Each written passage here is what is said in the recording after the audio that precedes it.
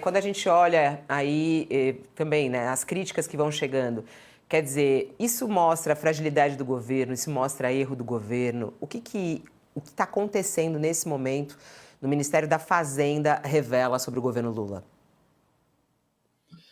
É uma confusão, né, Fabiola? No intervalo de menos de 24 horas, o Fernando Haddad pagou 4 micos.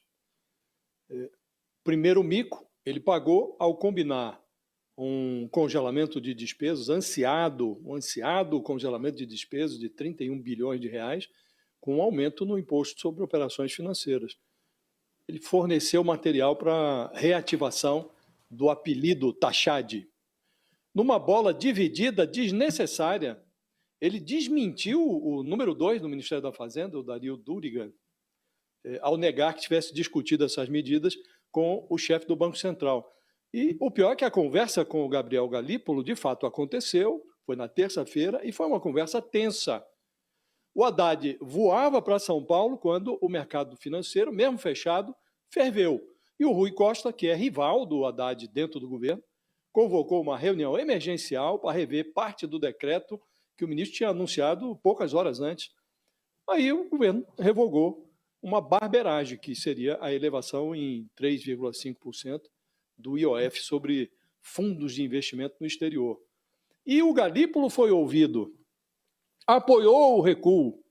Então, apenas 6 horas depois do anúncio, essa meia volta foi enfiada às pressas pela equipe da pasta da Fazenda numa postagem na Rede X. Isso foi 11h30 da noite. Aí, de manhã, agora, na sexta-feira, pagando o quarto mico, o Haddad volta à boca do palco para atribuir esse recuo a uma necessidade técnica. Então, Fabiola, é uma urucubaca assombrosa o que está acontecendo no Ministério da Fazenda. Isso vem desde o ano passado. Ou o Haddad manda benzer o Ministério, ou ele altera a rotina. Todo anúncio importante agora precisa ser feito às sextas-feiras, numa encruzilhada, com a presença de um caboclo tranca-ruas, porque está demais o negócio. Aconteceu essa mesma lambança no anúncio do corte de despesas no final do ano passado, quando enfiaram dentro do corte de despesas uma isenção do imposto de renda, que só foi se materializar agora, em 2025, portanto era desnecessário aquele anúncio.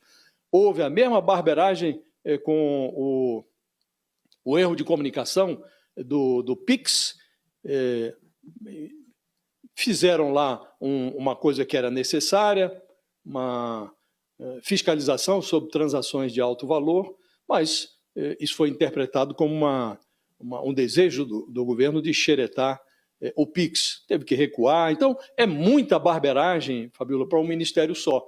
E o ministro, que estava até vivendo uma maré tranquila, o fogo amigo do PT estava silenciado, meteu-se numa lambança. E, como disse, Fabiola, é muito impressionante. Em menos de 24 horas, 4 micos. 4 micos.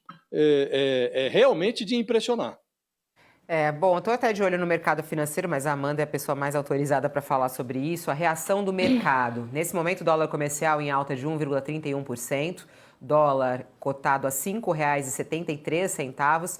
A Bolsa de Valores de São Paulo abriu em queda, mas está uma queda ainda 0,09%. Qual deve ser a reação do mercado hoje, Amanda? Porque o Haddad até disse, né? Fiz questão de fazer esse anúncio antes da abertura do mercado. Como é que o mercado deve agir? Tem algum outro ingrediente que pode afetar o mercado hoje? Não, certamente tem, né? Porque os índices futuros de Nova York, bom, já abriram agora, eu vou ver já, mas estavam despencando. O Nasdaq, Dow Jones, SP 500 com quedas acima de 1%, porque tem a ameaça do Trump agora de taxar a Europa em 50% a partir do 1º de junho. Você lembra que ele tinha baixado todas as tarifas para aquele piso de 10%, menos para a China, que estava em 30%, mas para a União Europeia estava em 10%. Ele falou, olha, eles são muito duros na negociação, não estão querendo recuar em nada. Já foi até anunciado, viu, Amanda? A gente tem eu vou até abrir essa no telão, o Jamil Chad acaba de publicar, inclusive, que Donald Trump anuncia uma taxa de 50% contra a União Europeia.